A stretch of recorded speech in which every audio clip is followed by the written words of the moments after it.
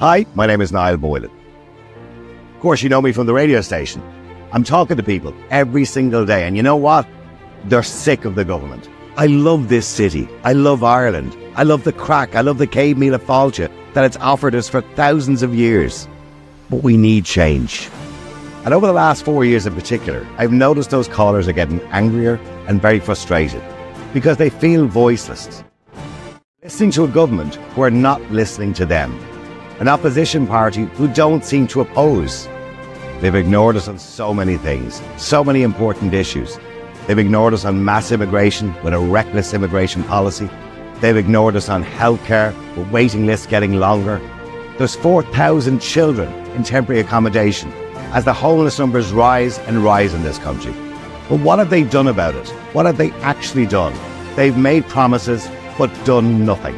Our business communities are suffering with closures every single day caused by skyrocketing energy costs and a government that refuses to reduce the VAT rate back to 9% to help those businesses stay open. And many people say they don't feel safe in our city, with crime figures that seem to be getting worse every single day. And that's why I'm here. You can see the doll in the background. And remember, in that building in the doll in the background, very few of those people are actually listening to you. But some people are listening. Michael Collins, Michael Fitzmaurice, and Richard O'Donoghue, Independent Ireland. And that's why I've decided to run as a European MEP and be the real voice of Dublin for Independent Ireland, for honesty, integrity and real common sense. I'm not a politician. In fact, I'm not even part of the establishment. But I think that's what we really need. We need real change. And we need people to stand up and be counted and represent the people of Dublin. I'm a proud Dubliner. I'm a proud Irishman. I'm a good listener, and I'll speak honestly and openly for you, the people of Dublin and the people of Ireland. So please vote for me, Niall Boylan, on the 7th of June, and I'll be the real voice of Dublin and the real voice of Ireland in Europe.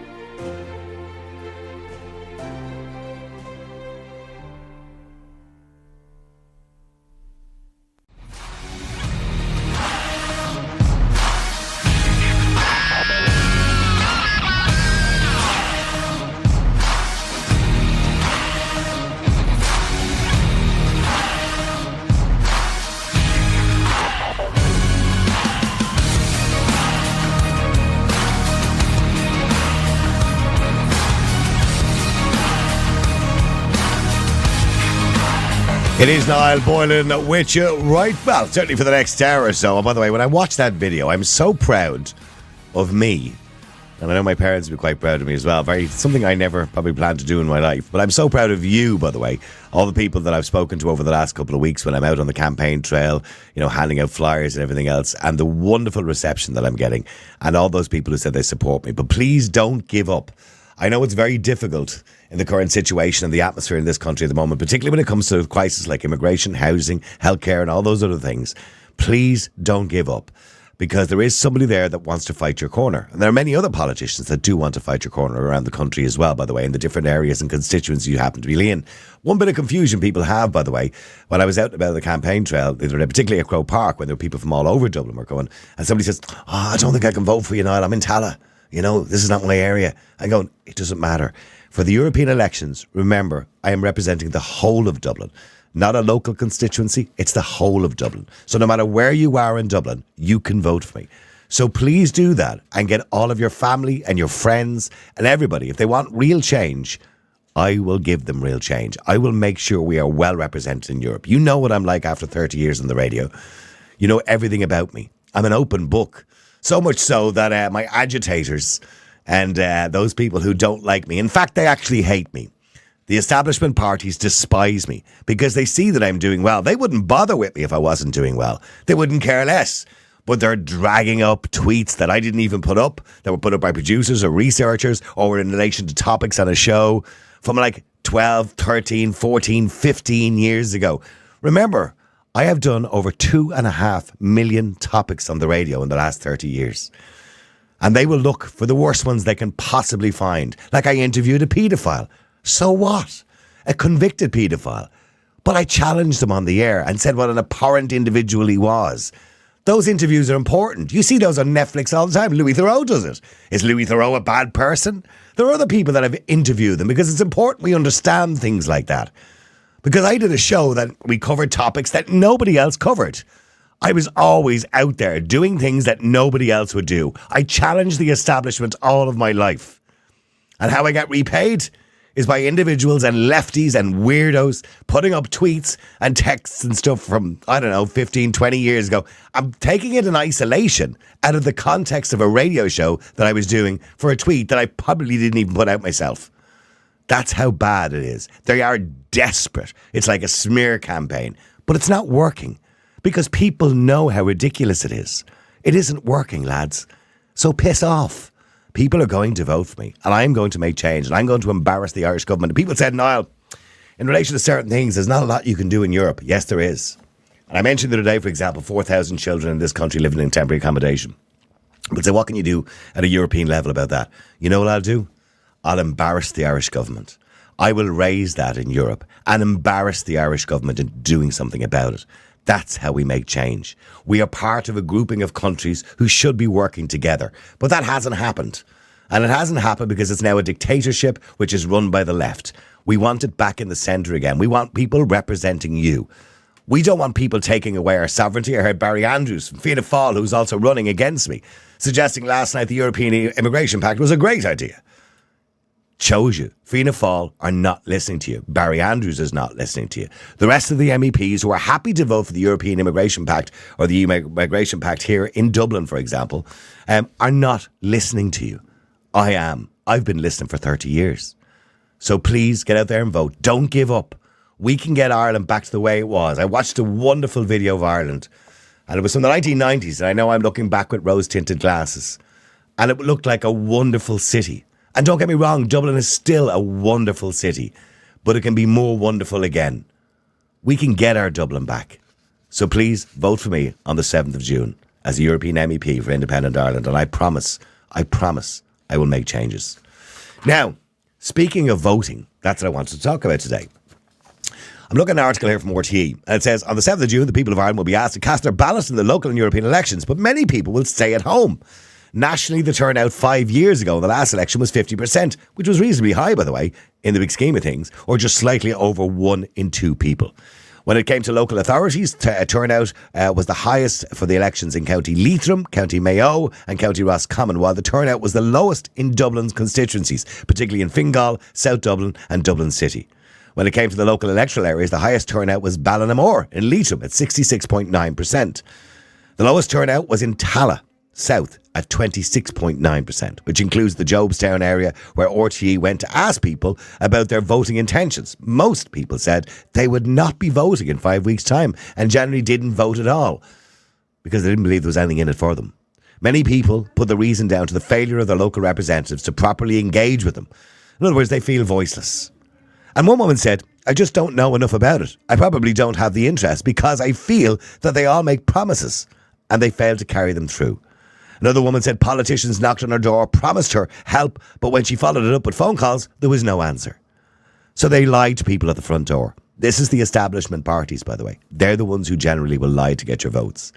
This year might be a little bit different because, of course, the research shows that we always get a higher turnout when voters are unhappy with the country and the way it's being run, and any crisis in particular. And that's what's happening right now. Voters are unhappy. So there hopefully will be a good turnout. Hopefully the weather will be good and there'll be a good turnout. Also, voting in working class areas tends to be lower because, as I said earlier on, they feel neglected and voiceless in their communities. Some countries, by the way, have mandatory voting, like Australia, where you get fined if you don't vote. Or you just have to go and even spoil your vote, but you must vote. Other countries will ban you from voting for 10 years, for example, if you don't vote. So it's important that you vote. Even if you want to go and spoil your vote, do that. But it's important that you exercise your constitutional right to vote. People will give you the argument that the men of Ireland back in the GPO in 1916 fought for your right to have a vote. So exercise that right. But here's the thing.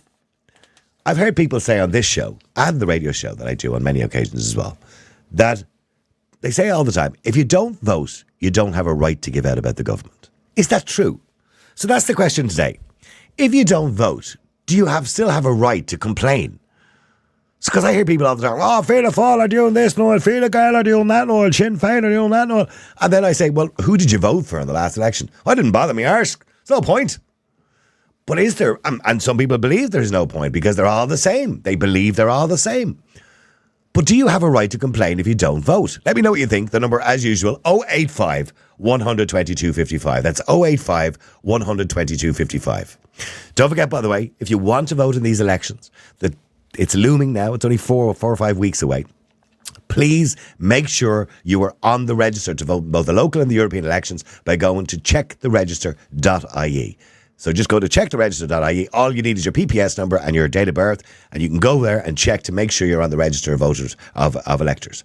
So if you go there, check that you're eligible to vote. Remember, you don't have to have a polling card. If you don't have a polling card, go to your local voting count centre or voting centre and just bring along identification with you. You will still be once you're on the register, you can vote. All right, let me go to Morris. Morris, hi, how are you? Good afternoon, Niall. How are you doing? How's the campaign going? It's going great, Morris. But the only thing I find is people hate politicians. And then once they realise who I am, they go, oh, no, it's you, Niall. And then they start chatting to me and they're delighted to talk to me, right?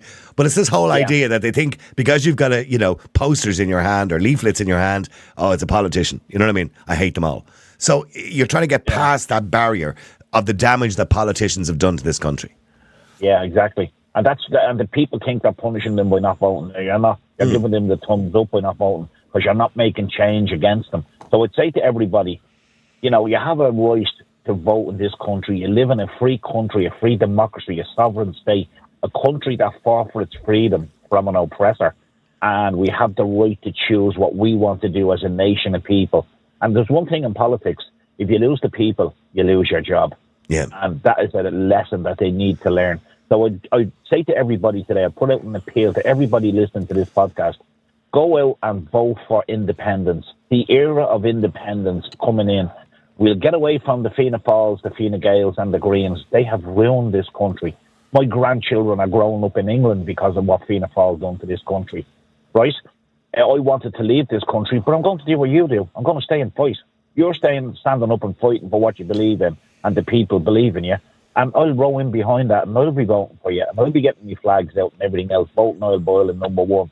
Change for the people. Oh, thank you. Thank you, Morris, and I appreciate that. Don't forget, by the way, if anybody wants to help me out, because of course I'm not, I'm with Independent Ireland, who are a small new party. I'm not with, obviously, one of the big establishment parties or anything like that, so I don't have a glut of money behind me. So please, if you can help in any way to put out, leaflets or posters or hang posters up or whatever it is, please just WhatsApp us and let us know. I can help with the campaign. If you just WhatsApp that, I can help with the campaign. 085 122 55. All areas are concerned in that around Dublin. It's the whole of Dublin, north side, south side, up and down, the length and breadth of Dublin. But I will make an appeal. People listening to Niall Boylan that's going to make change for the people of Ireland. If you want to give this government a message, this three-headed snake that stole the election off the Irish people and said you won't get change, we're going to rule you for 5 years. The only way to let them know you care is to get out and vote against them and vote independent and vote Niall Boylan number one. Thanks, Niall. Morris, thank you very much indeed. You were like a walking advertisement and I really appreciate it. Let me just go to Norman. Norman, hi, how are you? Hello, Niall, how are things? Norman, what about this notion, by the way, Norman, in some countries where you're kind of banned from voting or you're fined for not voting? Is that a good idea? To be honest, I think it'd be interesting to have mandatory voting. You have to vote. It's a part of your civic duty. Because I understand why people are very apathetic. When they see the politicians only at election time. I've been trying to campaign for a zebra crossing over towards the school and the bus stop for aged people for the last 20 years, and still haven't got it. Yeah. There's. But people like yourself, I'd be considered a left wing or extreme left. But I think I admire people like yourself who say it as it is and speak their mind. I think that's extremely important that people don't just are politically correct or they go along with the flow. But my main problem is with democracy itself. I don't really believe in democracy in practice. It doesn't work. I don't know. I think that's a big leap to say democracy doesn't work. I mean, look, don't get me wrong. It's not perfect, because it's not completely representative sometimes of the people's views. But, it's the best we can come up with, isn't it? I mean, what's the alternative to democracy? Dictatorship, communism. I don't know. What's the alternative? No, Norman. You know what I mean? Yeah. Well. First of all, if you look, say, at a country like Sweden, not Sweden, Switzerland, they actually hold a referendum. Like we had a referendum there recently, and the majority of the people spoke their mind, and correctly, in my point of view. Myself and my daughter went over and we voted. Voted was no, although we wanted to do it the other way. But if a lot of people don't vote, they get very sure what will it change, It's the same like if you want to clean up your own area. There's a lot of problems, say, with lift in certain parts of Dublin. But then when you go to the people, let's clean up the area, the county council will give us the equipment. They kind of shrug their shoulders, that's not our problem. You know what I mean? Yeah, no, I know. You have to get... You have to get people involved in Switzerland. I think they hold a referendum on everything. So basically, we hold referendums on everything. If it's an issue for the Constitution, we have to have a referendum. Britain don't for everything. America don't for everything, but we do. Yeah. No, obviously not for every law, because we can't have a referendum for every law, because laws are passed every single day. But once the law is within the confines of the Constitution, and that'll be checked by the Attorney General. So once the law, and by the way, if a law doesn't, or you believe that a law goes against the spirit of the Constitution, you can take a High Court challenge. I mean, that's just the way it is. Yeah. Well, the Attorney General is usually on the side of the government, so I'm not particularly... Well, that doesn't matter. But that doesn't matter, because if the Attorney General decides that a law can go through, that it's constitutional, and somebody takes a High Court challenge, well, then you've got three judges, or a Supreme Court challenge, three judges who will decide whether it is or isn't. You know what I mean? So that's the way it works. But as I said, no system is perfect. You're never going to get a perfect system. But I do believe the system we have is a reasonably robust system. But the problem is that people tend to go, my father voted for Fianna Fáil or Fine Gael, so I will too. Yeah. But I think that's starting to change. Yeah. And the problem we have in this country too is the media.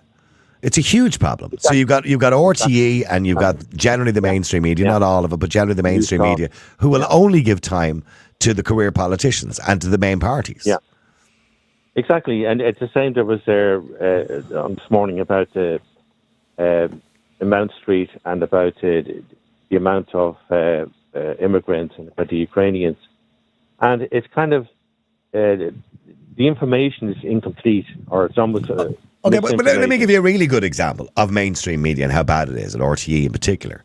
I mean, Grip Media have had millions of views of that interaction with Michael McNamara and the Justice Minister, Hannah McEntee, where she embarrassed the life out of herself last week and she'd no figures. That clip was never shown on RTE News. It should have been on RTE News. That's proper impartiality, to show that and show the bad side of the government too and what they're doing wrong. That wasn't shown on RTE News, but it was shown on Grip Media. So what I'm saying to you is the government, the media in this country are not as impartial as they claim to be. They're too close to the government. Yeah. Exactly. Getting back to voting, Norman, just the questions before I go back to Lorraine. I'm going to go to Lorraine in a second. But if you don't vote, so let's say only 26% of people in South Tala voted, which is a really low turnout. And I understand why small communities feel, voiceless and they feel like they're abandoned, right? But if you don't vote, do you have a right to give out? I think you always have a right to give out. It's just, I think it's stupid if you don't put some effort into it yourself, even if it seems pointless. I think you always have to try to change your society and the world around you for a better world. And you can only do that by putting effort into it. And it might seem pointless at the time, and it does seem pointless. I'm quite cynical when it comes to democracy, but I still, since my 18th birthday, voted, and I always will vote. Even though half the time I think, why am I bothering doing this? But I still, particularly for those who like 1916, who men and women who died for our freedom, out of respect for them, if nothing else. Okay, well, do me a favour, stay there for a second, because I want to go to Lorraine as well. Lorraine, hi, how are you? I'm good, Niall. How are you? Good. Lorraine, I mean, there's a lot of people that don't vote. Half the population who have a right to vote don't, generally speaking. So, which I think is wrong. I think if you have your I can't say that word, to vote, I think you should vote. I think it should become mandatory to vote over here. And then, no, you don't have a right to whinge. If you don't go out and vote, even if you go up and spoil your vote is still counted. You're still there. Yes, you've exercised your right. Yeah, you're right. Your vote, and it shows you've no faith in anybody running. So these people who stand back and say I didn't vote because I don't like them. No, you can't whinge and moan then when the rest of us go out and vote. And you mightn't agree with who got in, but as I said, go up and spoil your vote. Mm-hmm. Go up and make yourself counted to say, right, I'm spoiling my vote because I don't have any faith in any of these candidates. But at least you're counted as you voted. Yeah. I don't think you have a right to whinge. If you're sitting back whinging, going, I didn't vote for anybody, and look at what they've done to the government, and look what they've done to the country, and blah, blah, blah, blah. Shut up. You didn't vote. You didn't. What do you say to people? Like the lowest turnout, as I mentioned already, was Tallaght South, right? 26%. And I can understand why people in Tallaght South feel abandoned to some degree, small working class communities. But when they say, well, what's the point in voting? They don't contact you again. They don't do anything for you. That go up and spoil your vote, and that'll show you have no faith in anybody. But at least you're counted as voting. At least you've gone up and you've said, look, I don't have any faith in any of these parties, any of these candidates, but I spoiled my vote and I went up and voted. And by the way, can I just say to people, by not turning up to vote, you're doing them a favour. Because the government, exactly what they want. The government will very carefully plan the next general election. The next general election will be carefully planned. The government know they're in serious trouble. What they will do is, and they have till next March to call a general election. They must call it by March. They will wait. And they will have a nice, friendly budget where they'll give away loads of money to pensioners and social welfare. And then they'll call an election probably in the middle of November when it's one of the coldest days of the year, when it's possibly going to be raining and cold, in the hope that very few people turn up. That's what they'll do. Which, I know it's exactly what they'll do, but since I've turned 18, I've used my right to vote. I've always voted. I voted in every election and every referendum, but I think it should be mandatory. I think even if you don't agree with anybody that's standing, as I said, go up and spoil your vote. At least then you're counted as a voter, and you've spoiled your vote to the fact that you don't have any faith in anybody who's running. And who are you going to vote? Can I ask you who you're going to vote for, Lorraine? Yeah, Independence, Irish Freedom Party. Okay. That's who I won't be voting. I used to be Sinn Féin. I used to be a staunch Sinn Féin supporter. She's done a 180, the whole party have, and she will not get my vote anymore. Mm-hmm. So I will be voting independent. Okay, last time round people voted for change, inverted commas, and they voted Sinn Féin. But change this time is not Sinn Féin anymore. No, change this time around. She's a complete and utter turncoat. That whole entire party have done a 180 and have now just, the hate speech, everything she's just done a complete 180. So I'm going independent. I just think we need a complete and utter revamp of the government, a revamp of everything, and vote for the independents. I was looking this morning, by the way, on Boyle Sports, who take the betting on voting for the general election. Yeah, and they have 6-1. Imagine this: a government of Sinn Féin. This is for next year for the general election. Sinn Féin, Labour, Soc Dems, People Before Profit, and the Green Party. Could you imagine this country being run by Sinn Féin, Labour, the Soc Dems, People Before Profit and the Green Party? I'm telling you now, we might as well all just leave, because they will destroy the country. Oh, they're completely. More than what it is now. We're already up shit creek without a paddle. So how much more are we willing to take? Okay. Everyone has, said, whinges and bitches and moans, but nobody votes. If you go out, as Morris said, first of all, independent, like for yourself, somebody who will actually change something. Yeah, and everybody plays a role in that change. Every small independent plays a role. And most of the independents in Ireland, by the way, are on the same page. There are small differences between them, but most of them are on the same page. So, I mean, I would suggest to people, yes, look at your independents or the newer parties. Independent Ireland ain't too, the Irish Freedom Party. There are other newer parties out there as well, which, are doing quite well now in the polls. And they're doing quite well now if you look at sort of the Red Sea polls and the Amárach polls and all those other polls. You need someone like you, Niall, is actually going to go in and do something. Because God help Europe when you get there. You know what? They will hate me just as much as the political parties hate me right now at the moment. That's what I mean. But at least you will actually do something. You'll have a say. You will actually do something. You're not going to sit back and sit on your hands like Fianna Fáil, Fine Gael, Sinn Féin. They're all just sitting back and letting the country go to shite. I say vote in the independents like yourself and everybody else. Okay, stay there for a second, Lorraine and Norman, please. Let me just go to John as well. John, hi, how are you? I'm not doing too good today. No, I know, and I know why. Before you even tell me, I know why you're not going to do too good, because they passed the legislation for exclusion zones around abortion, places that carry out abortions. Yeah, I'm seriously annoyed today over the snow. It just means like that I'm possibly getting nearer going behind bars, I suppose, because I will fight. Well, I don't recommend you do that to yourself, John. There's better ways of fighting these things than getting yourself into trouble. Well, I don't know. Someone have to put themselves out there, and if it just happens to be me, and if I'm the only one to do it, and I'm the only one to be jailed, well, so be it. So that means you as in, when does the legislation? I didn't even look at it, John, but I saw it on the headline of the news. So when does the legislation? It was passed last night. So when will it go through, or when does it start from? When it has to be signed? They didn't give a date when it's going through, but they said it's going to be enacted. Almost immediately. So technically, I suppose it's already in. You know what I mean? Okay, so if you go and stand outside, any of the hospitals or abortion clinics or anywhere at all, or when I say abortion clinics, a doctor's office or somebody that performs abortion, you can now be arrested. If they're going to criminalise me for practising my faith, where I believe under the fifth commandment, under my Lord Jesus Christ and my Saviour, that abortion is murder, breaking the fifth commandment, and that I have no right to stand and pray for the unborn whose life has been taken against his will outside either a GP surgery or the COH hospital here in Cork, and I'm going to be denied that right, that's an infringement of my civil liberty. I agree with you. By the way, whether I agree with you in relation to the principle behind it or not is irrelevant. I believe your right to protest is sacrosanct. It's also in the Constitution as well, and I imagine there will be a constitutional challenge in relation to that. But I believe it's your constitutional right, as long as you're not making a menace of yourself. You know what I mean? Oh no, that's what I'm saying. If you want to start, look what's happening in the UK at the moment. The same thing in the UK. People, I seen one girl, and she was standing up the road, and she didn't have her open her mouth. And they said, they asked her what she was doing, and she said, "I'm silently praying." Right? Now, she wasn't actually saying anything. She was silently praying. They arrested her.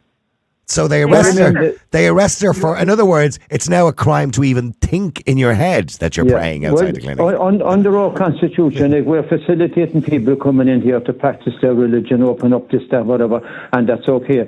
But I'm not going to be infringing as a sovereign or a citizen and say that I can't pray for the unborn. And you know what? All the people who are pro-choice should agree with you as well, John, because it's their constitutional right to protest outside something that you might agree with, for example. So they should all... Yeah. This is a constitutional issue. It's your constitutional right to peaceful assembly, as long as you're not impinging or in anybody else's way of going about their daily business. So are making a menace of yourself. Just before I get into the other topic, when I do this now, and possibly next week, right, I will put a call out, to every pro-lifer on Cork City, to come up and stand with me outside the COH, and then we'll see who the real pro-lifers are. Okay. Getting back to voting, John. I know Lorraine is quite shocked by that, by the way. Getting back to voting, John, in relation to this idea that if you don't vote, well, then you've no right to moan and complain. Is that true? You have no right to freedom of speech and to moan and complain. But you have the right to be listened to, is the point. You don't have a right to be taken seriously. Simple as that. Right. You can bitch and moan away, but if you twice this week, I remonstrated with two different people. No, one guy said, I never vote, and I'm not voting this time either. And I told him, I said, look, it's going up to 2030. I said, we're starting with the locals, the next government. I said, there, and the disarray, this country is in the moment, you could make a difference. I think I convinced him. The other guy was going to get out of his bed and go all the way to his polling booth, right, to spoil his vote deliberately. That, to me, is absolutely horrendous. Because there's always someone on that ballot paper, some poor sod that decided to put himself forward by a male or female, and if they only got one vote, and if there's only that one vote that you were going to spoil, at least he can say, I got one vote. But to deliberately go into a polling booth and to spoil your vote, to me, it's absolutely horrendous. Well, hang on, Lorraine. Go ahead, Lorraine. Sorry, no, you want to say something to John there. Go ahead. No, John, my way of looking at it is, if you don't agree with any of them people that are on that ballot, you're saying vote for one and you might get one vote. But if you don't agree with anyone on that ballot, at least if you spoil your vote, you are counted as a voter. You are, but the trouble is, you see...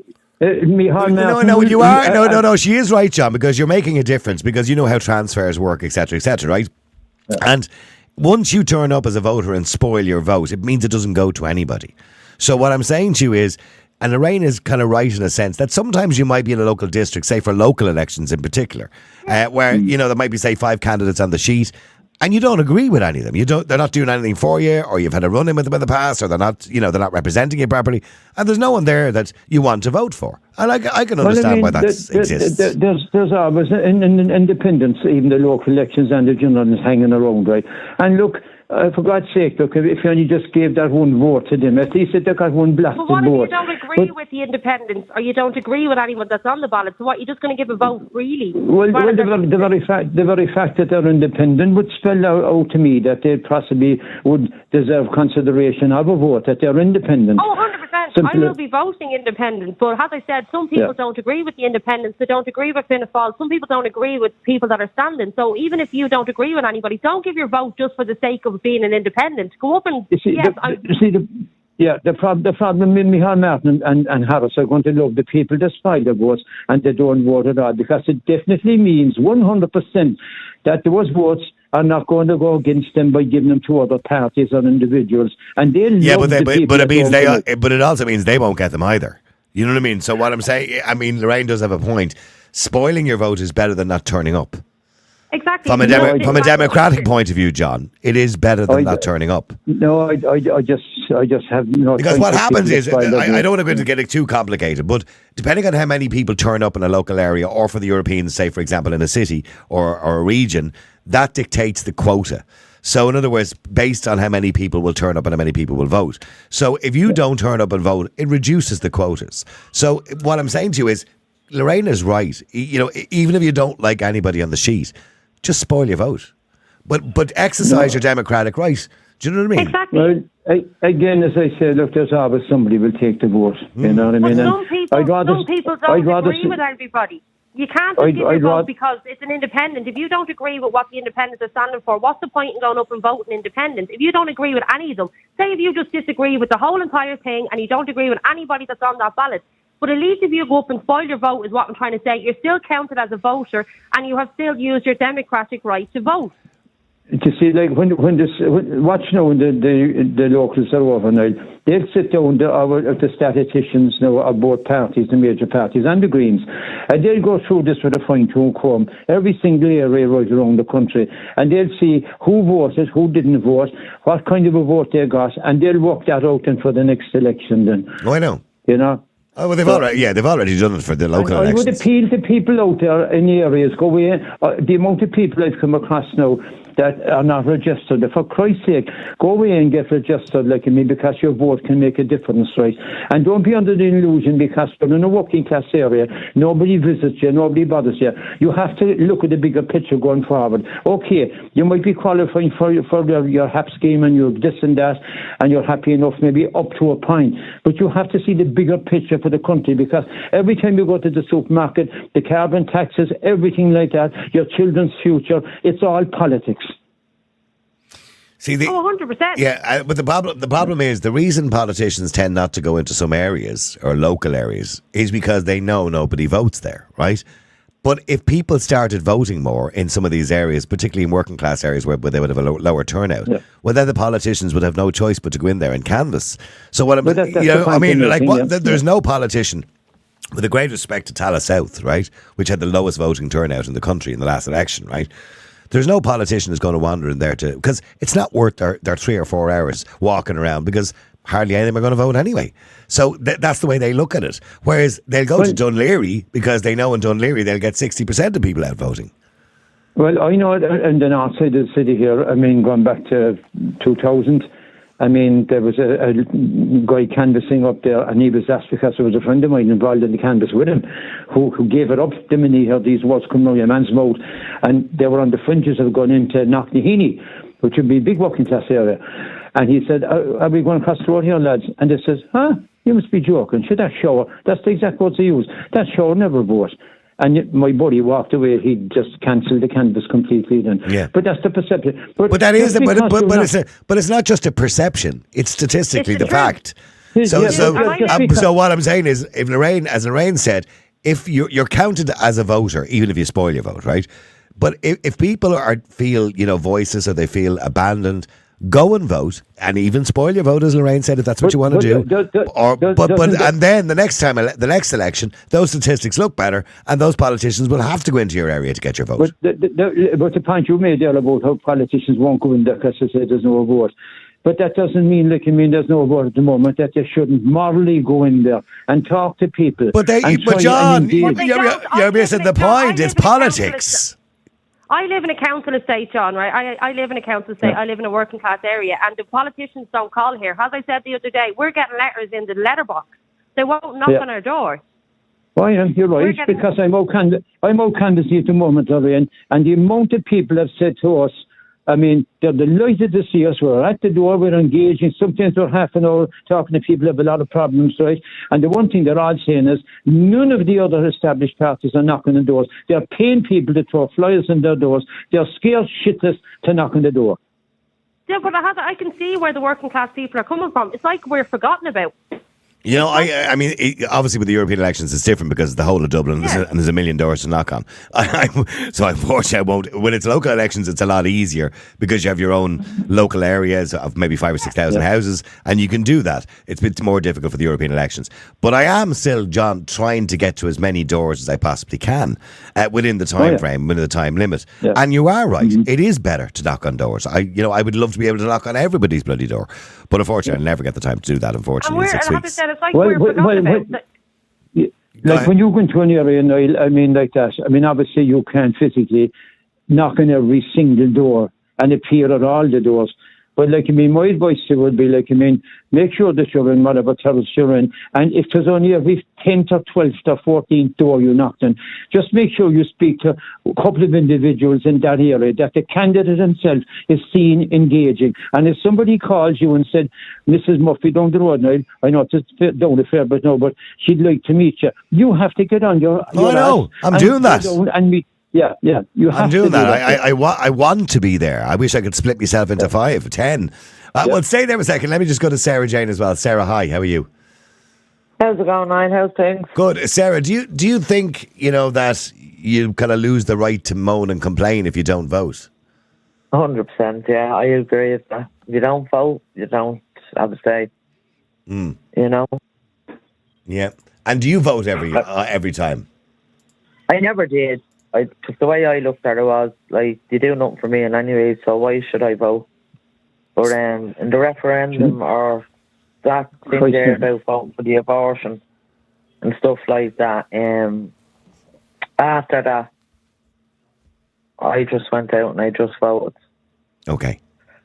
Because it was the information I was given, it was misdirected. Yeah. I wasn't educated enough and looking deeper into it. I made a big mistake, and that's when I got up on my arse then and voted the last time for... When did you make a big mistake? Over the abortion referendum, you believed you made a mistake? Yeah, I did, yeah. And in respect of what? You voted yes and you felt you should have voted no? Yeah. Okay. Yeah. I was voting for the medical side, for better quality of life for the woman and the child. Yeah. Yeah. There's a prime example there now, that information, she's quite right, was put out there, was misleading. All the politicians... I do agree with you, John, that I've said that at the time, by the way, if you remember on the radio, I talked about that referendum extensively, right? But I also believe, and I'm no harm to you, Sarah, and I'm not giving out to you, that we all, as citizens, have a responsibility to inform ourselves as well. Look into it. Yeah. And I'm not blaming you, Sarah, for that, because it's not your fault with misinformation. No, I didn't educate myself around it. Hang on, John, for a second. So, Sarah, in the next elections, obviously the EU and the local elections, will you be voting? Will you go out?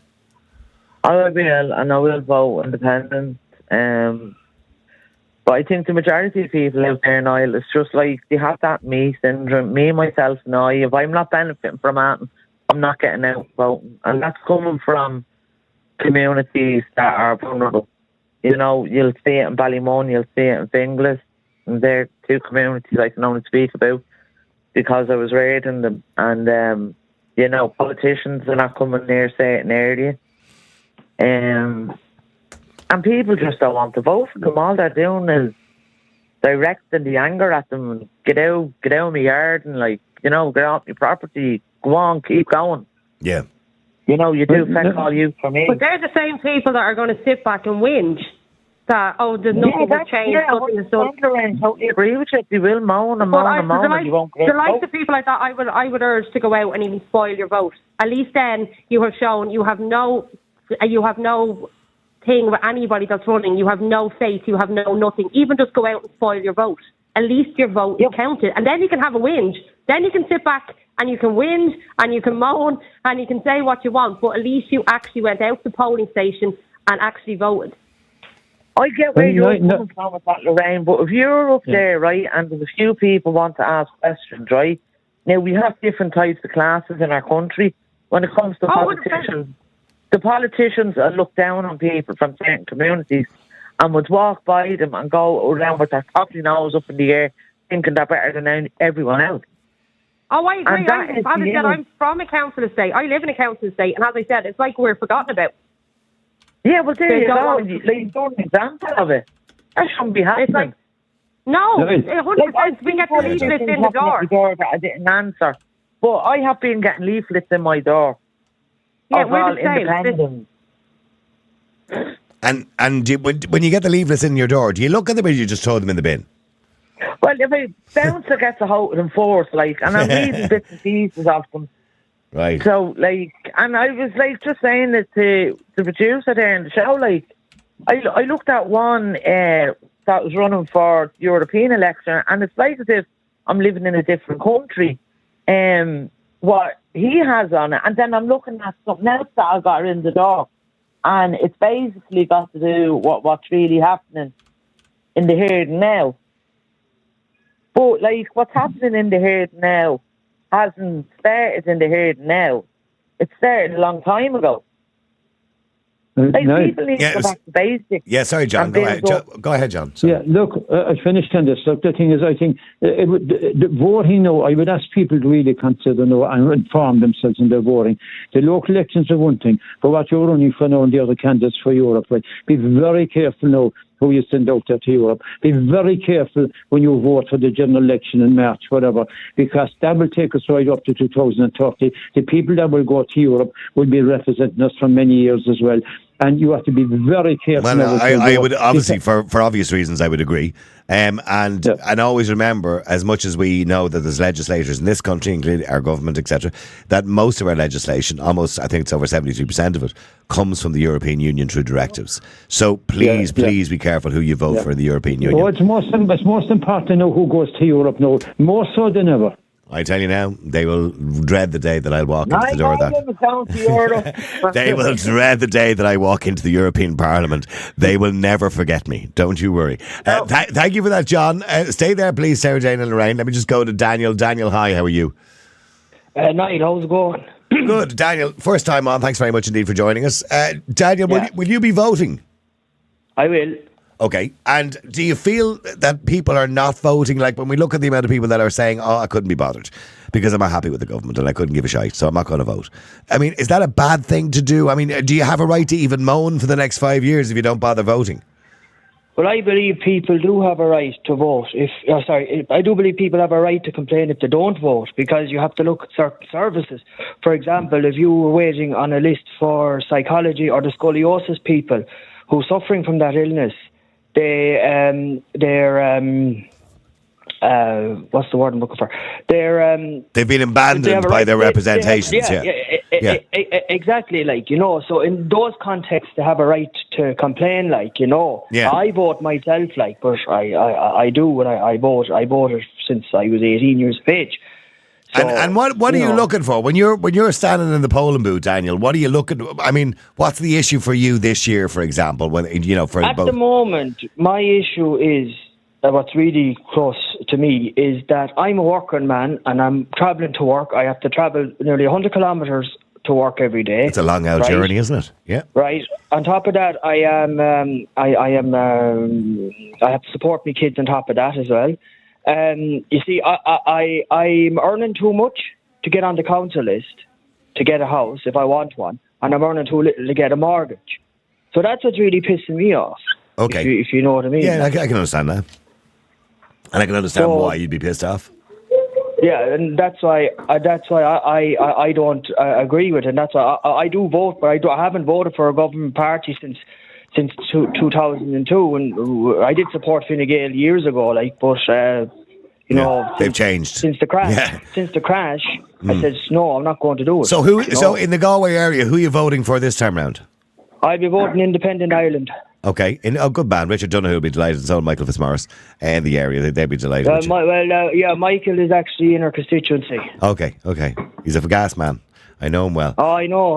Brilliant. Yeah, he's very popular, by the way, in the area. Extremely popular in the area. He's been there. Well, he is. Yeah. I mean, he is very popular. Like, you know, he's actually one of the fellas that'll go out and actually get something done. And especially since Ireland is very rural country, he's highlighting a lot of farming problems. Oh, sure, I know. Well, anytime I call him, right, because as you know, I'm with Independent Ireland, so I've often called him. And anytime I call him, all I ever hear is noise in the background. I'm just on the bog. I'll give you a call back. Exactly. He's a working man. That's it, like, you know, and like I'm not a farming man myself, so I know very little about how agriculture works. Like, you know, I understand like farmers need support, but I'm going back to your point there, Niall, that people should have a right to complain. I do believe that they do have a right to complain for certain things, like, you know.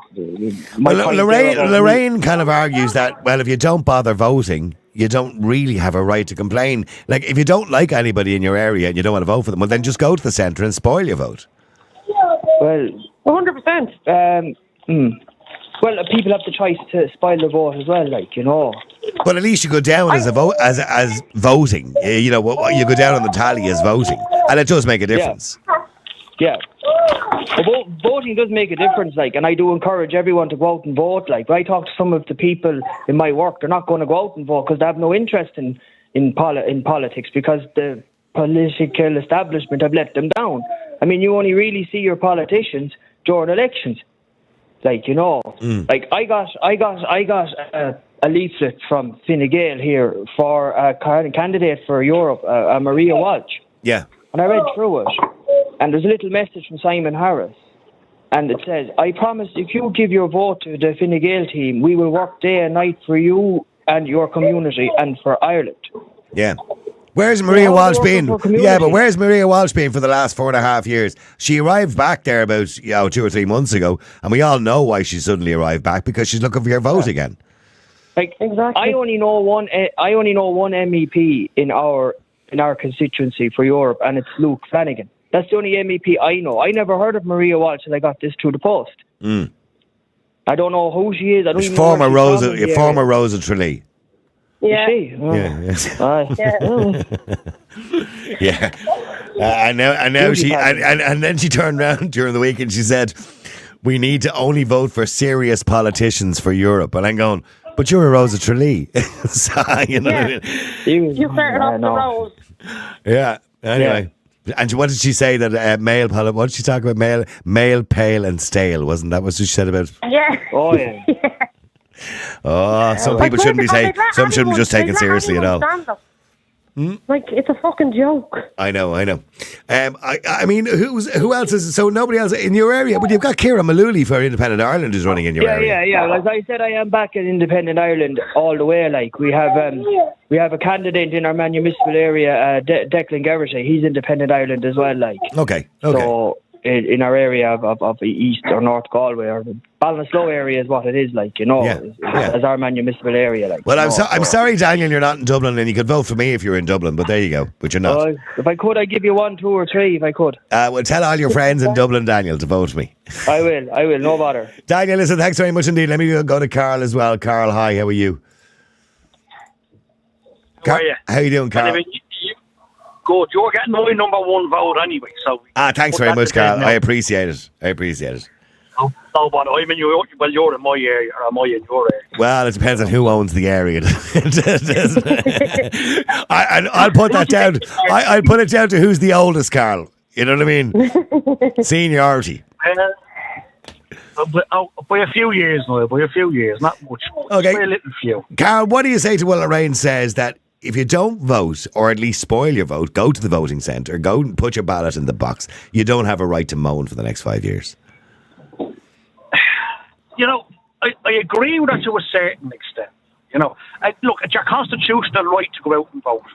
I've told my kids, as soon as you're 18, get down there and vote.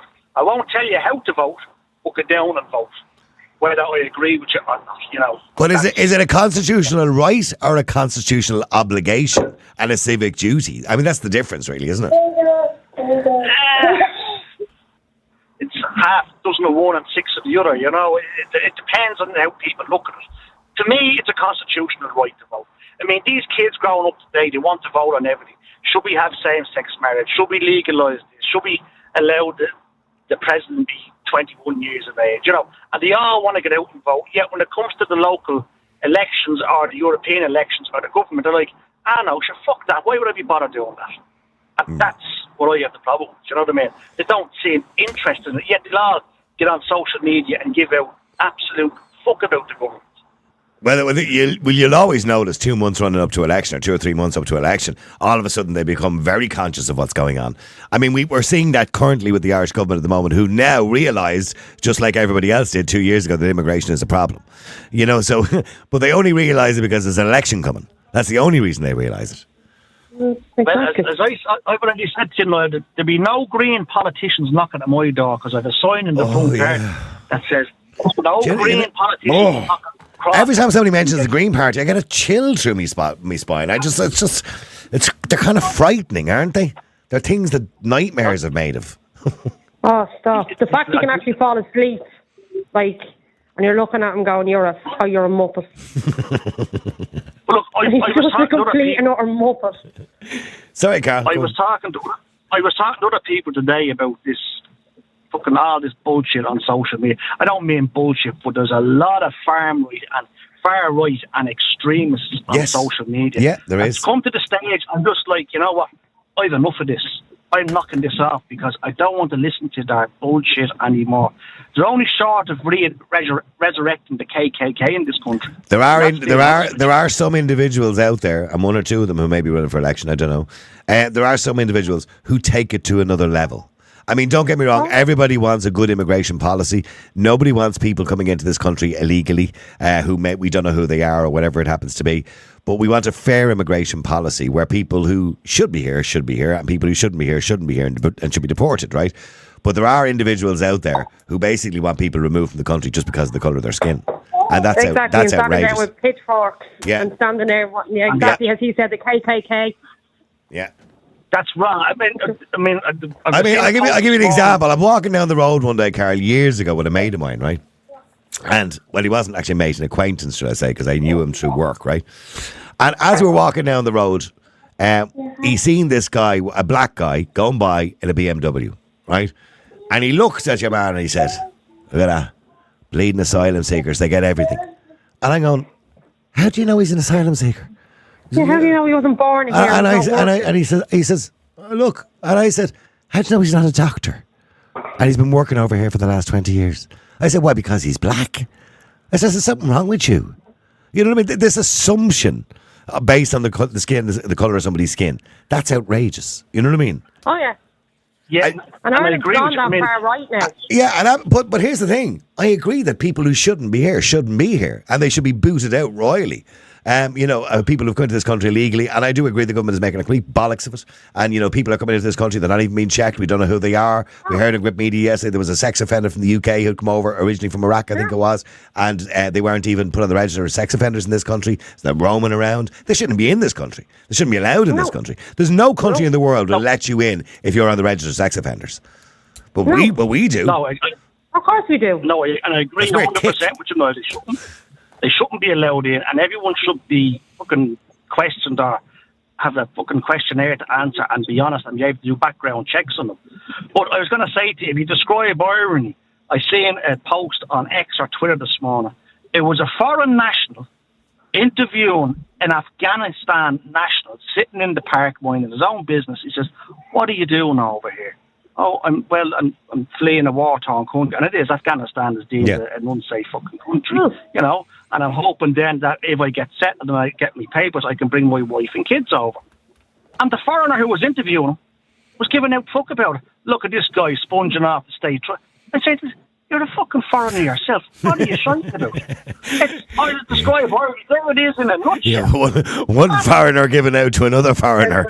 Yeah, I understand the irony. Okay, by the way, Carl, do you believe you should be fined for not voting?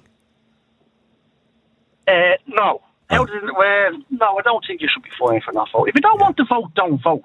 You know, I mean, we were brought up, we're the year, look, when you grew up, your parents said, you're allowed to vote, you're legally allowed to vote, and you couldn't wait to vote. Get down and vote, cast your vote. Okay. And I've always been that way, and I'll stay that way. Okay, Carl, thanks for that. Let me just go to Jason. Jason, hi, how are you doing? Good afternoon. Yeah, okay, you just come on the air to say that your future wife needs to watch her language. Yes, Lorraine, language please on the airwaves. Forever telling Niall in the house, she swears like a bloody sailor she does in the house. Well, we thought it was so funny. By the way, we thought it was so funny when she was on the other day, or was it yesterday? I can't remember. I said so we actually put it in the trailer because we put a trailer up every day for the podcast. So we put that clip of her saying "earth." Yeah,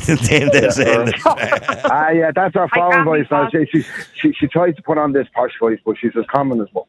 Don't mind her. So, Jason, just very quickly, the right, is it a right to vote or is it an obligation? Should you have an obligation to vote? I think it's an obligation. I think there's enough people out there getting on giving out about the government and the state of the country. Well, unless you're going out and you're going to cast your vote, you have no business giving out. I mean, you put yourself forward. You've been out and off long enough on the airways, and you finally, stepped up to the mark and says, right, that way, and you've done the right thing. I've got politically involved in the last. Brian will tell you there. In the last year, I signed up for my own political party. I'm doing my bit with them. So I think people have an obligation and a moral right now if they don't want to see this country go down the pan. Yeah. I mean, I'll tell you a funny story about what you were saying about the foreign girl interviewing the thing. When I was homeless, I think I told you this, when I was really badly looked, 14, 14 years ago, I was homeless. I went into a certain county council in Ireland to declare me, do you remember this? To declare myself homeless, and I was told by a lovely Nigerian. Oh, I've lost you. Go on, you said I was told by a lovely what? Go ahead, I missed that bit.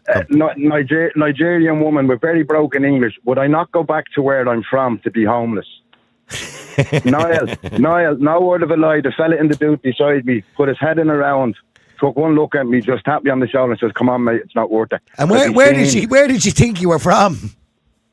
Because I was from Dublin, but I was outside of Dublin. I was in a different county council there, and I had to go there. I had to present there as homeless, blah, blah, blah, blah. And no word of a lie. And I went straight in and made a complaint. And within 48 hours, I had everything that I was entitled to receive because of my circumstances. Okay. But yeah, I was told, would I not go back to where I am from? Oh God! And I'm looking at her. Niall, if you had seen me, I nearly fell out of the chair, mate. I can only imagine the irony of it. Yes, absolutely. So Jason, just very quickly, should you get fined if you don't vote? I think there should be something. I can find. I don't know, because we do know the demographic people that don't go out to vote. Would a fine would hurt them more? I don't know. I'd like to think of a fine, yeah, but we all know that'll only hit the poorest in society the hardest. Yeah, well, good. Well, they're the ones who tend not to vote for some reason. By the way, I know why, because they just feel disenfranchised. A lot of them do, but a lot of them don't care. They're just getting everything handed to them off the state, so they don't care in anyway, that type of way. Like, it doesn't bother them. They know whoever wants to stay in is going to give them more social welfare, so they're literally just going to vote for the person who's going to give them more social welfare. Okay. You know that way? Yeah, that's probably why you're seeing such a low turnout in, say, South Tala, for example. Jobstown, I think Jobstown was the lowest turnout in the country. And Jobstown would have probably the highest unemployment rate in the country. Would you go into the likes of North Clondalk and Ballyfermot, I'm sure you'll see big, very low turnouts. You go out to Clontarf, Malahide, because as I said, Dunleary has one of the highest turnouts. But they're all liberal. They're all these new feckin' liberals who live by the sea. Little do they know if the Greens are right, they're going to be underwater. They're the kind of Richard Boyd Barrett fan club are out there, yeah. Oh God, yeah, the one everybody's welcome, but he won't put a single person in his own house. Oh, but he objected to planning in the area many years ago as well. Well, listen, Jason and Lorraine, thank you very much indeed, and I appreciate both of you coming on the air. By the way, when is the wedding? Any dates? The 17th of May. The 17th of May, we're going to get registered, and then we'll get our date then. You know the way you have to register with whoever they are. Hold on for a second. Lorraine, did you know about this? Yeah, I did. I booked it. Oh, you booked it. All right. I told you, Niall. Just tell me, Niall. She just has to tell me where, when, and what time. I'm a delivery man. I'll be there on time. I never miss a delivery. So what's the story? It's 3 months after that you can get married, isn't it? That's the way it works now, isn't it? Yeah. So are we looking at a nice summer wedding? Well, you get into Europe. You get into Europe, and we'll let you know. When I get an invite. You will do. You will. I You'll told be you. on the top If table I'm with going Jay. down, you're sitting with me. Are you starting to get worried even when I start humming that, Jason? Yeah. Listen, I Lorraine. think the brakes are gone in the truck. No, I think the brakes are gone in the truck. I'm about to go off this bridge. I'll see you, Lorraine. See you, Jason. Good luck to you. Bye. Now, we were talking about the media earlier on as well, by the way, when it comes to politics. And I was saying to you that I believe there's a huge problem in this country when it comes to the media. The media are, the mainstream media, inverted commas, are too close to the government. And we've seen that. I mentioned already, for example, Grip Media ran that video of Helen McEntee and the interaction with Michael McNamara, where she completely embarrassed herself in her own department because she'd no figures, even though she knew about it 3 days before she was even asked. And RTE never ran that video at all. They didn't even talk about it. It was... I think Grip got about like 4 or 5 million or I don't know, views on it. So it just goes to show you how important it is and why people really want to see stuff like that, because they want to understand who's doing the job and who's not doing the job in politics. But RTE don't do that because RTE have a relationship with the politicians, as do most of the media. When I say a relationship, they don't want to piss them off too much, because if they piss them off too much, they won't come on the shows. They will find that it'll be difficult to get them on. So the likes of News Talk, the News Talk don't care what they do to me, as you can see last week. The likes of News Talk and all the other independents will be careful how they treat politicians. So when politicians come on the air, it'll be yes, minister, no, minister. But if I go on, they'll go on the attack immediately. Or they won't even bring me on at all, even though I've worked in media for 30 years. So one person who's finding it difficult because he's with an independent party, and that independent party, of course, is Independent Ireland, the party that I'm with. This guy called Ryan McKeown, and he's a candidate for Clane in the local area elections, and young man from Kildare, and not only young, by the way, but the youngest candidate, as far as I'm aware, in the whole country. And Ryan joins me on the air. Ryan, hi, how are you? How are you keeping, Niall? How's the form? Good man yourself. Now, Ryan, what age are you now? Well, I'm 20 now, Niall, but after this campaign, I'll be about 60, and that's the truth. I'm going to start looking grey like you now in a couple of weeks. So Ryan, you were thinking of leaving the country, and where were you heading to, by the way? Where were you going to go? So I was actually heading over to Australia to one of my dad's mates out in Australia in Sydney for $45 an hour job, and it just wasn't. It wasn't on the plans, you know. When I seen Independent Ireland, it was time to take the stand, because the realistic part of it, Niall, is, as we see with all the pressing issues that's going on now within the country, from every community to every town, it's absolutely ridiculous. And we need more young people. Instead of running from the problem, we need to stay and fight this. Why are young people running from the problem? Because even if you look at the statistics on voting, young people are apathetic. Young people between the age of 18 and 25 are not really exercising their right, to democracy and to vote. Why do you think young people, are they too busy having a good night out in Coppers on a Friday night? Well, I mean, what's the reason why you think they don't bother voting? I think, to be honest with you, Niall, the reason why we're not seeing that crowd of young people going out and using their phone is because they actually don't know what is going on. Like, they're not keeping up to date with with politics in general. So now I'm always slagged for being like an elderly man. I'd sit and watch the news. I'd keep myself up to date with what's going on in the country. But at the end of the day, Niall, us young people, we might not see it now that what the government's doing, but potentially in the near future, that's when we're going to realise, oh shit, we should have went out and used our vote. Yeah, because it's your future, right? It's not mine. I'm not going to be around, in kind of 30 years' time. Well, maybe I will be. But it's your future. It's not my future. It's yours. It is. Yeah, and like, this is the sad part. Like, when you look at housing and 20-year-olds still living in the box room in their parents, even 30, 40-year-olds are still living in that box room in their parents' house, And this is where this election now, I have been holding talks with loads of kind of young people, like students and things like that, to show them, look, you need to get out and vote. Make your vote known, because at the end of the day, the issues that happen, well, we're seeing high car insurance, we're seeing the housing, we're seeing healthcare right across the board. And are Kildare suffering the way the rest of the country is suffering when it comes to massive cost? You know, I don't know, $2,500 just to rent out a 3-bedroom house or whatever it happens to be, with a lack of actually houses to even rent or buy, for that matter.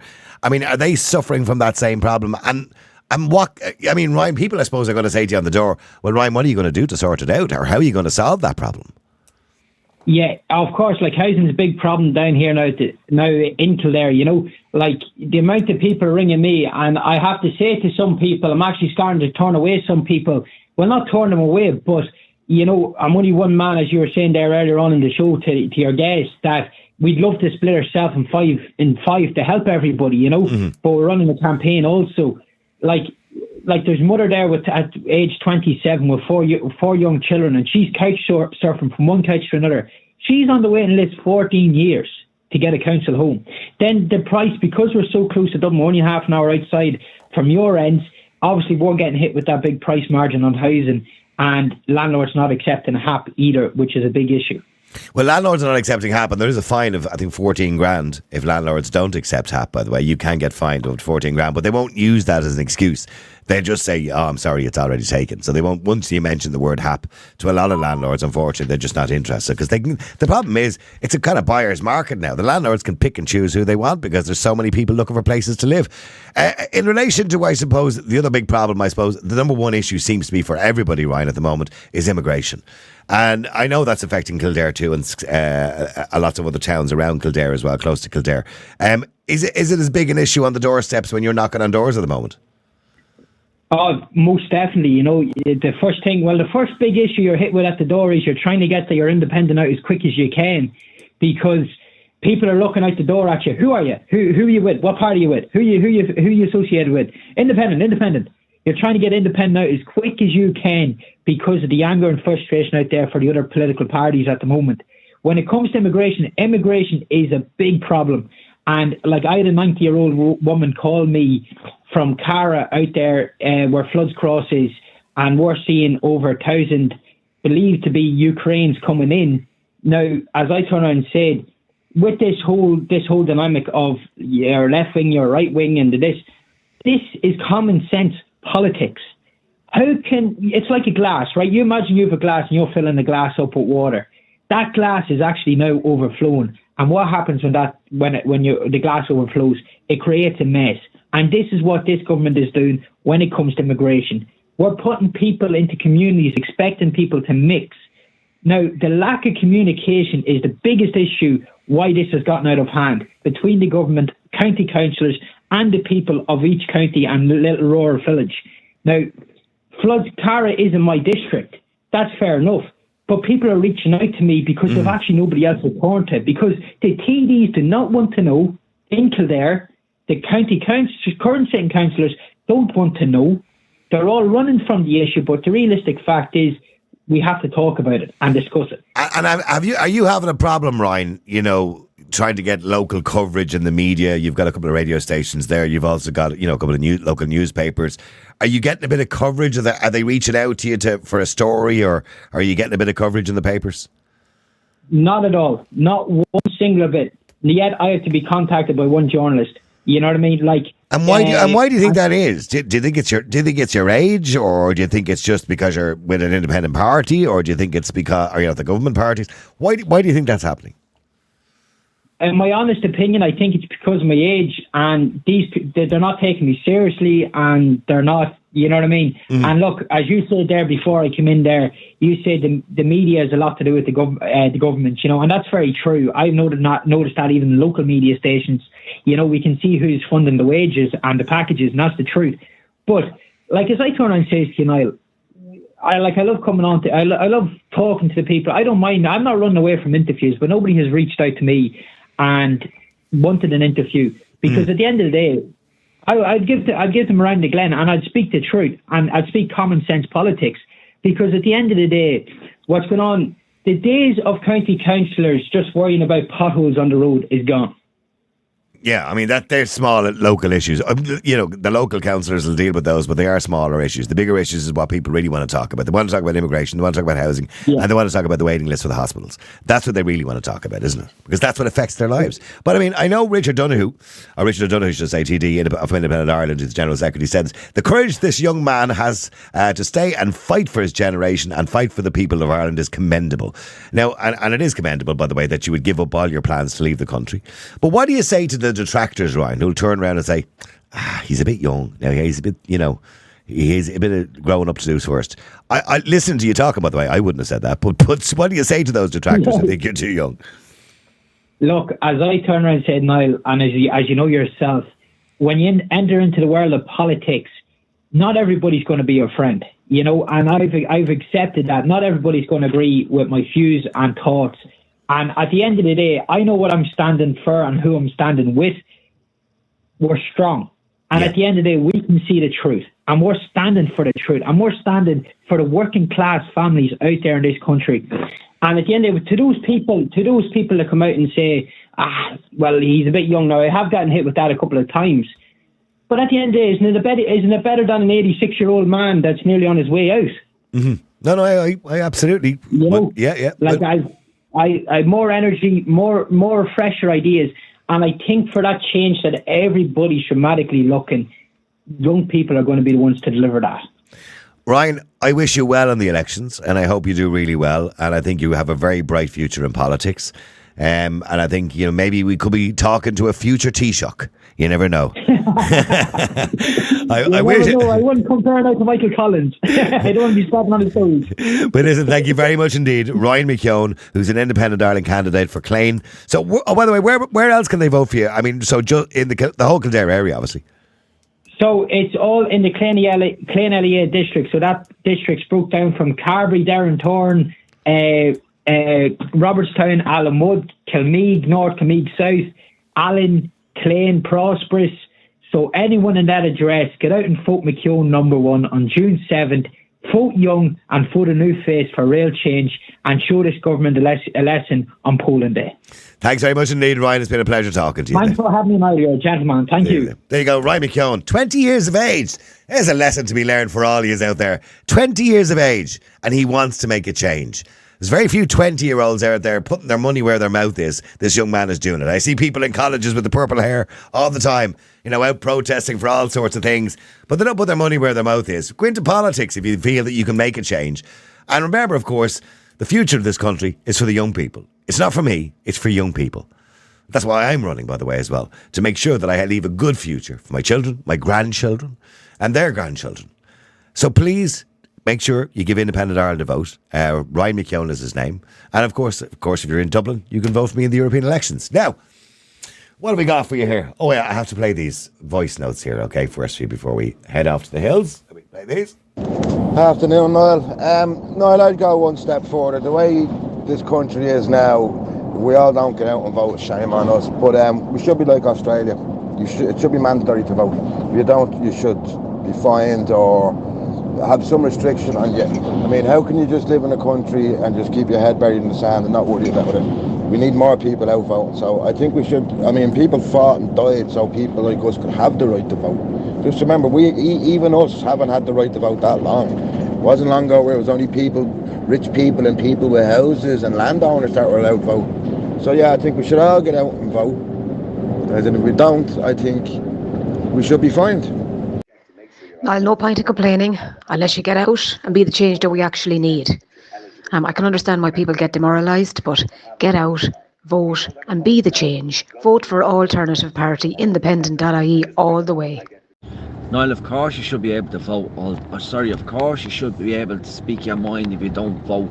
You're an Irish citizen. People just don't vote because they feel they're not going to get anywhere, and that's the way people feel, and that's in their minds, as I'm trying to say, in my mind, but that's the way people feel. But you're the only one that's more or less come out and that we know is going to do something about it from all the years over the radio.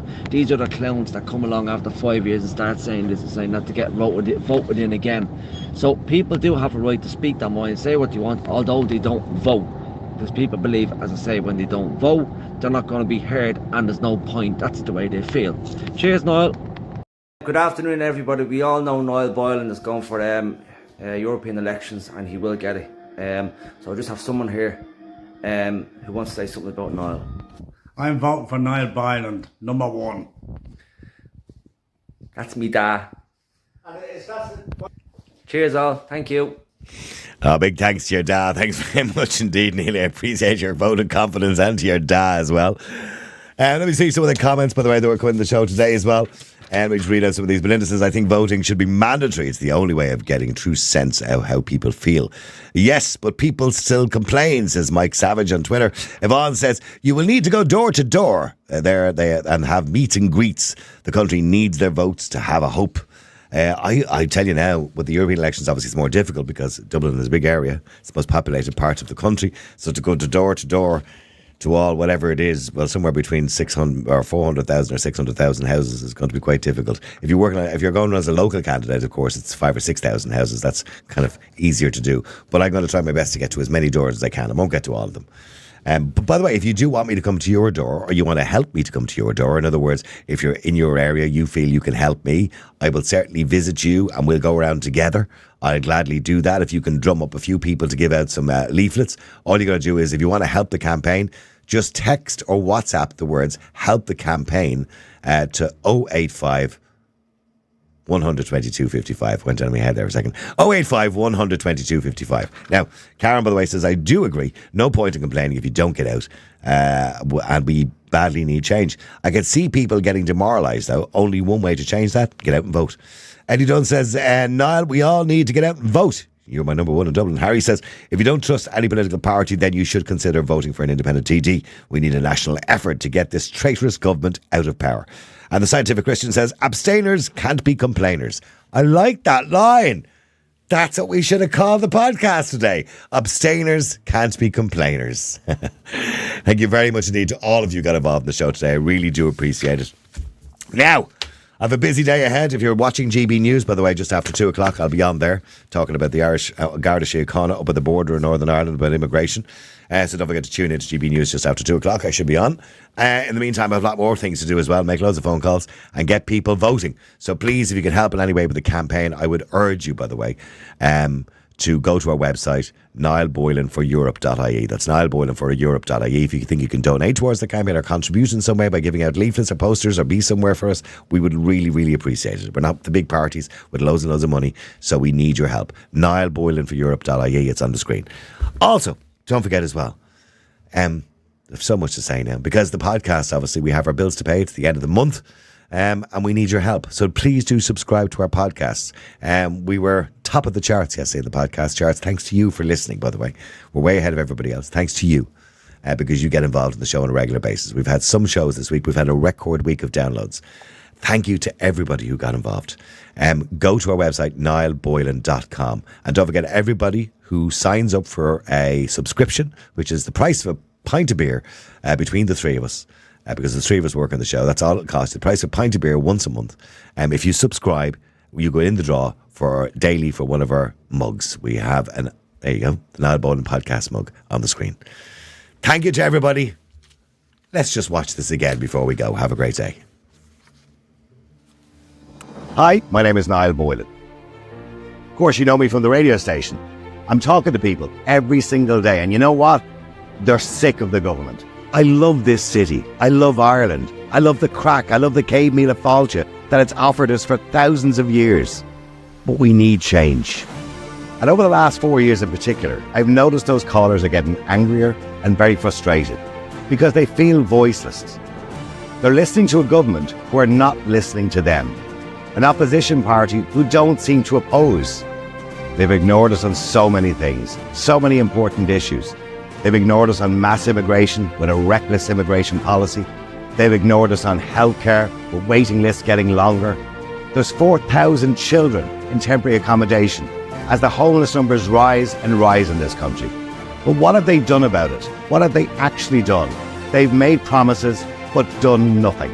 Our business communities are suffering with closures every single day caused by skyrocketing energy costs and a government that refuses to reduce the VAT rate back to 9% to help those businesses stay open.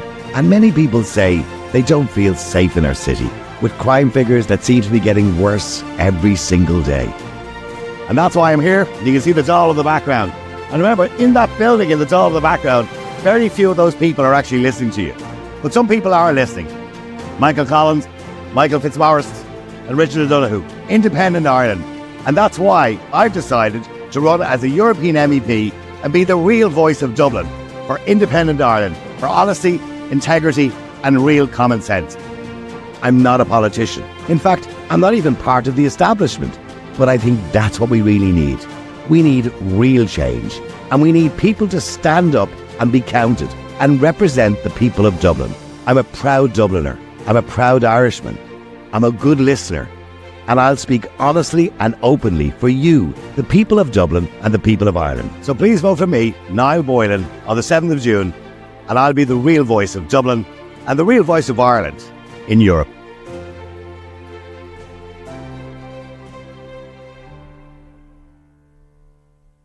The multi-award-winning Niall Boylan Podcast. Listen live on Facebook, YouTube, and all the usual live stream services. To get in touch, just WhatsApp or text 085 100 2255. The Niall Boylan Podcast. They told me to shut up. Available for download from all your usual platforms.